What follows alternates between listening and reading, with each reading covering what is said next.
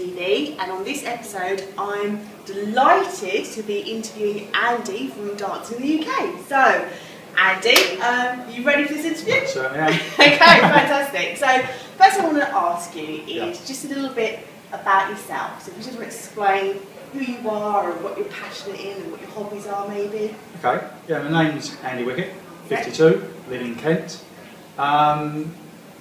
Been running a dance business for about 6 years. Only ever had 4 jobs in myself. Worked for 3 different banks. Also worked for a sports investment company. Also, so now I have the dance business as well. Yeah. That's on a part-time basis. Hobbies: love horse racing, love football, love really any sport. Kind of that's my passion really. Okay. Passionate. My wife would say. Passionate about... Not too much information. No, not that type of passion. I think she'll put it work first, okay. Then TV, horse racing, football, food, and I think she would say that her and dancing come down the bottom. Okay. Personally, I would disagree, but I can understand her reasons. I just think that there's too much that I want to do. I'd love to go dancing 4 or 5 times a week. There's just not enough hours in the day. I work 6 days a week.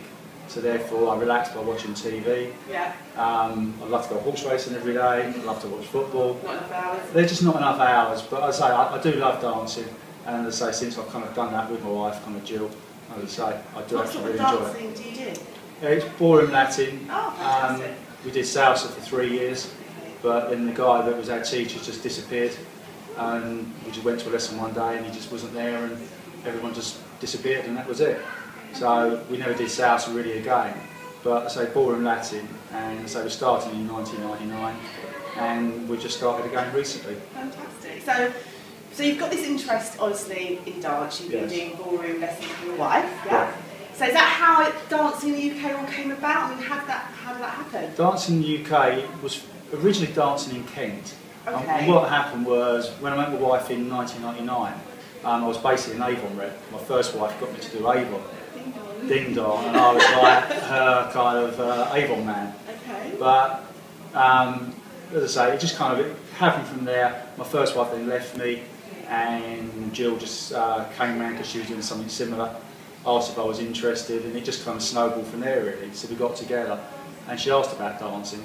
And she obviously loved it, but my first wife said I couldn't dance, so I never bothered. So I just said to Jill, book a lesson or course of lessons, and I'll have a go. She did, really not thinking I would do it, but we did, thoroughly enjoyed it, went back and did it again. And so we carried on dancing, and then in 2006 we were on holiday in Tenerife, and we just thought, wouldn't it be nice if there was like a local website where you could see what dance schools were available, because we were still travelling back to Strood, even though we moved to Sittingbourne in Kent, and there was no local dance schools that we could find. And about 6 weeks later I got made redundant, and it was just like, why not start this business?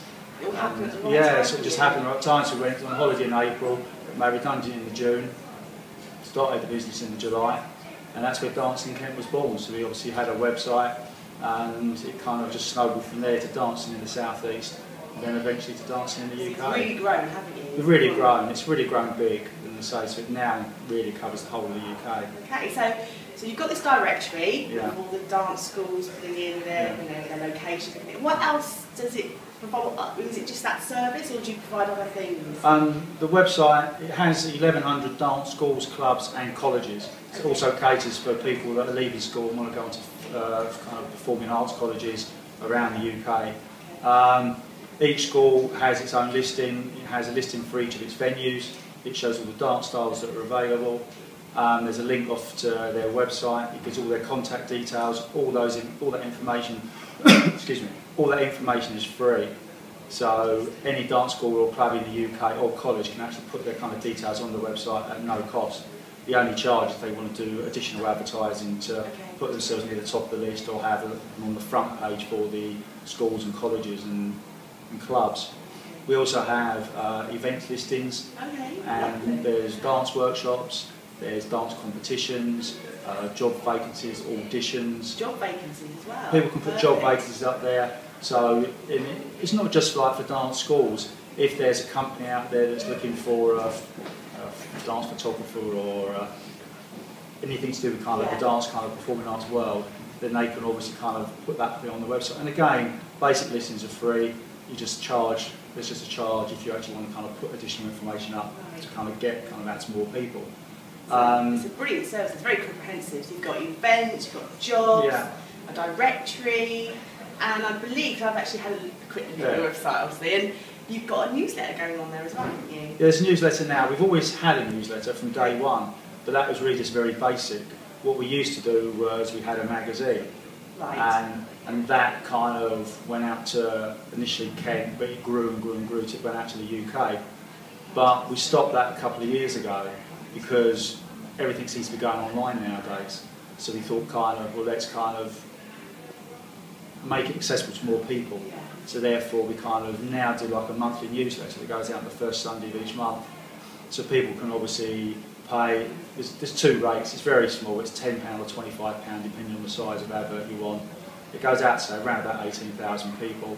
And as I say, it kind of covers all different things in there. There's dance schools that can advertise in there.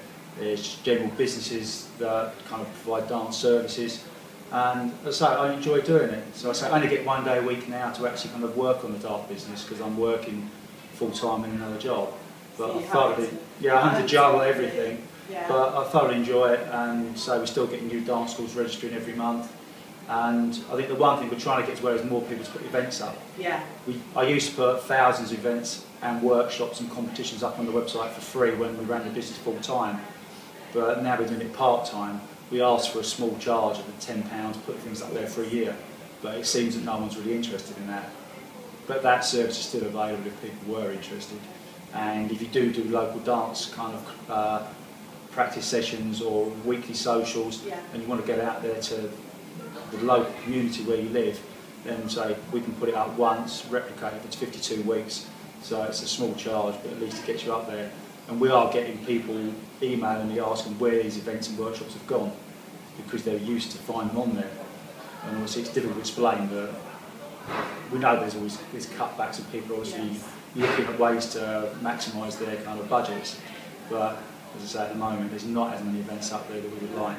But I mean, what's really interesting is that you mentioned you had the magazine and you've had to change your strategy, actually adapt to the industry or how things are now. And now you created this, well, you also had the newsletter, but the newsletter's now sort of taken place of the magazine as such. So I know that this isn't just like a one-page newsletter, is it? No, I mean, you've got a lot of information in this newsletter. At the moment there's around about 25 different articles, and when we first started doing it separately at the beginning of 2012, it was just like a small image and a few words for each company. Now there's multiple images, there's kind of mini stories in there, we can link off to separate kind of articles for individual companies if they want to. So we're just trying to kind of listen to what people want and make sure that at the end of the day we provide the best service possible. Fantastic.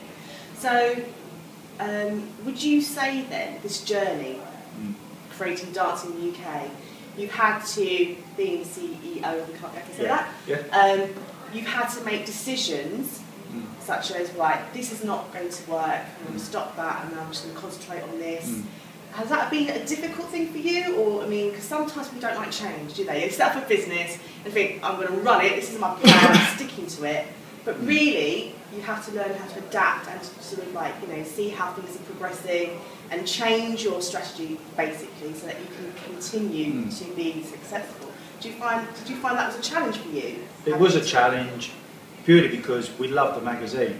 And maybe for the last year that we ran the magazine, we were thinking about stopping it, but we didn't want to. Because we felt it was our baby. We'd started from scratch. We'd had so much support.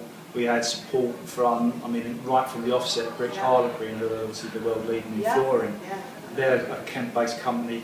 They wanted to support us right from the beginning because we lived in Kent and we obviously had dancing in Kent.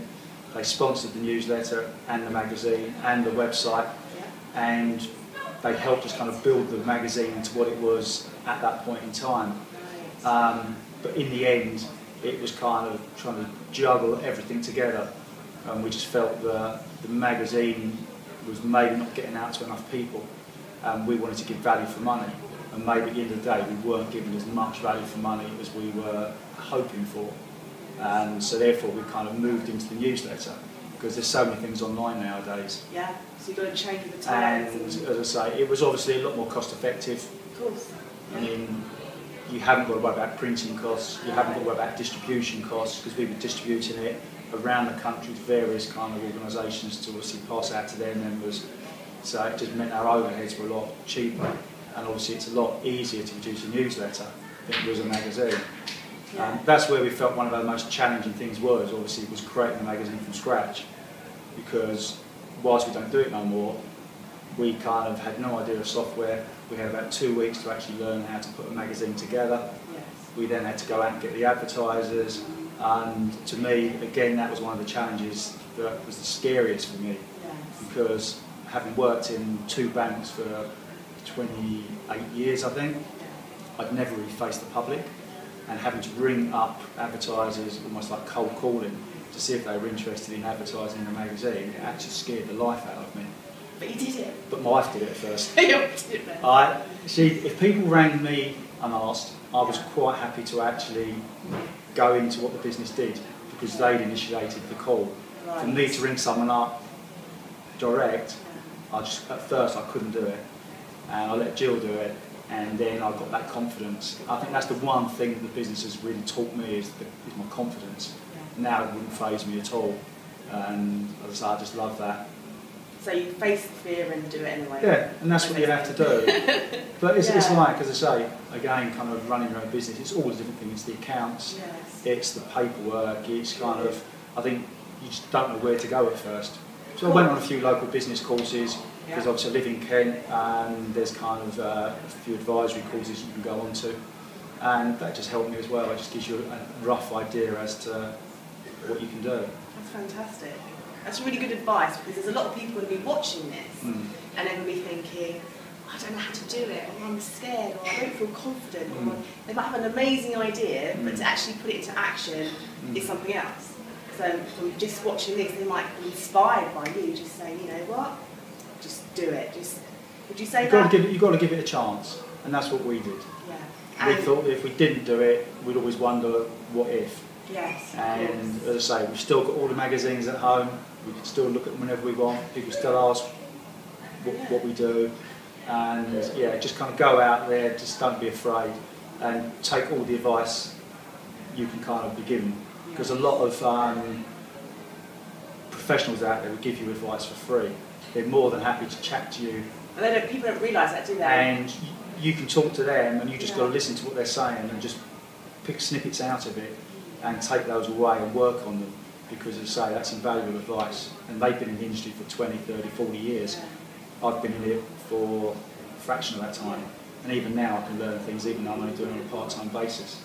And you mentioned something about you did some personal development, you did some courses. It wasn't courses as such, it was kind of 2-3 day sessions with kind of, there's like a local support group in Kent, and they kind of cover all different kind of jobs. And what you can do is kind of, if you want to learn a bit about accountancy or how to set up a business, you can obviously book on one of these courses for free. And it just helps you, gives you a bit of guidance, you take away some pamphlets, it gives you some links to websites where you can obviously learn some more information. And if you want to go on additional courses, you can do.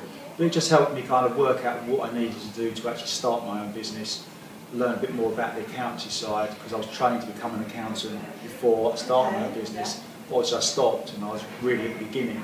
So it was just learning how to do those things. It's the software that you can use to manage your accounts.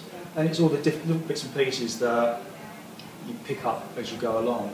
But it just helps you kind of get off the ground. Yeah, definitely. And it was the same with the website. I mean, building a website, didn't have a clue.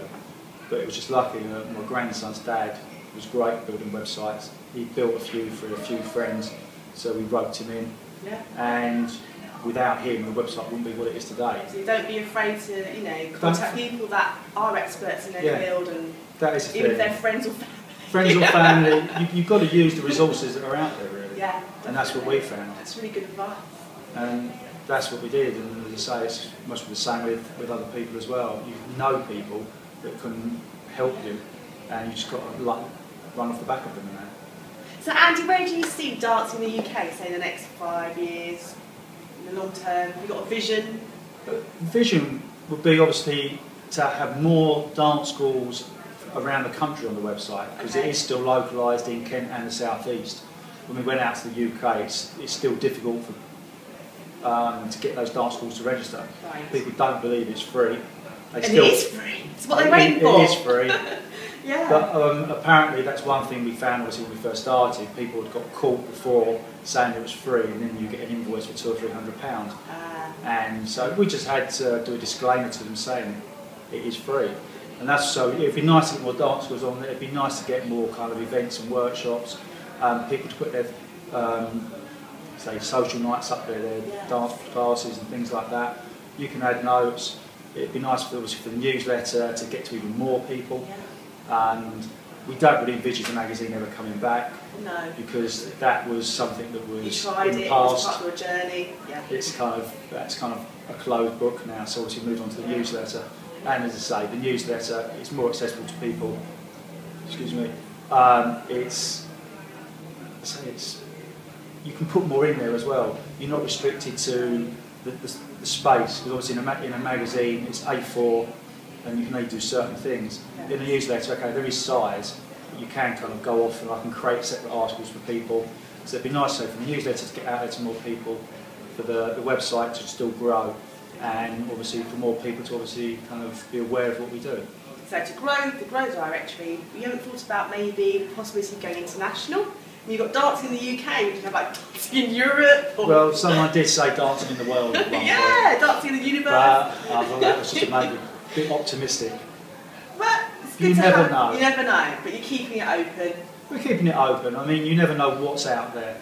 I mean, there could be other people out there that like what we do, and other people might want to work with us to obviously kind of expand what we do. They may have more expertise in certain fields, more contacts in other parts of, whether it is Ireland or other, even kind of just outside of the UK.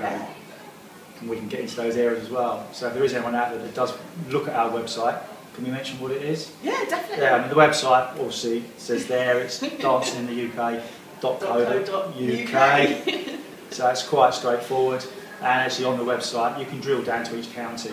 So although it defaults to Kent, which is where we started the business and which is the biggest county on there, there's a county selector. You can go to any county that we've got schools for, and you can see what schools are available. Obviously if you went off to ones up in the north, not many schools there, but why not, I suppose. Get on there, register your school for free. You've got nothing to lose, you can get on there. And as I say, we're always getting people asking if there are salsa classes in a certain area.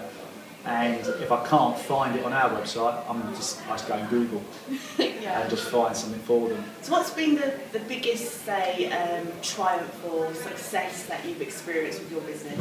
I suppose the biggest success or triumph, it's not there now, but it was the magazine. Okay. And I think, as I mentioned earlier, it was kind of... I had a round of applause then, did you? Yeah, I did as well. Thank you. But no, I think it was just getting that magazine off the ground. It was kind of not knowing anything about it. I didn't know what software was out there. We now know InDesign, I know Quark, and it was just kind of knowing how to put a magazine together. So even though you're not running the magazine now, you've learned a lot yourself and developed yourself so much from that experience, haven't you? Yeah, I mean my skill set now is extremely broad compared to what it was 6 years ago when I left the bank. Yeah. That's kind of, although I now do agency work and I work for a kind of a high street bank, I'd love to get back into the dance arena, the performing arts on a full-time basis. And I've got a lot to offer. I've got lots of contacts. I kind of can turn my hand to really anything, and so that's what I'm looking for. But it is a case of finding the time to try and find these positions, because you're working 6 days a week, and I try and keep up with the dance side of it on a Sunday. There's not many hours left to see what else is out there. Well, you've already given lots of really great advice, actually, to like budding dancepreneurs out there watching this.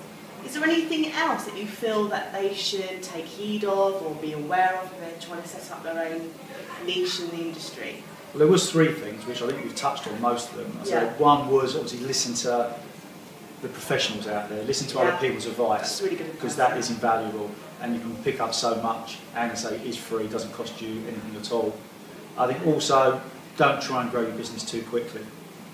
That's a good one. We started off as Dancing in Kent. Maybe if we kept it as Dancing in Kent, rather than trying to please everyone out there from the southeast to the UK, maybe the magazine might still have been running, because we could have got out to most places in Kent to distribute it, and also the advertisers would have been local. So I think don't grow your business too quickly. And thirdly, I did have a third one, and it's escaped my mind at the moment, so we'll come back to that. We'll come back to that. Okay, well, I'm just going to kind of wrap this up. So obviously if you remember then share, but if you were to describe your business in maybe 1, 2 or 3 words, what would you say? The one word would just be enlightening. I like that. Enlightening, It's just been an enlightening experience. It's something that I would never change for the world. I hope the dance business does kind of continue. Whether it's us kind of doing dance in the UK or someone else decided that there's enough there to actually for them to take it over. But I mean, enlightening would be the one word. I love it. Perfect. And you know what? This has been wonderful sitting here and listening to you. Thank you for asking me. Yeah, it's been really, really valuable. So thank you very much. Thank you. And thank you all for watching. See you in the next episode.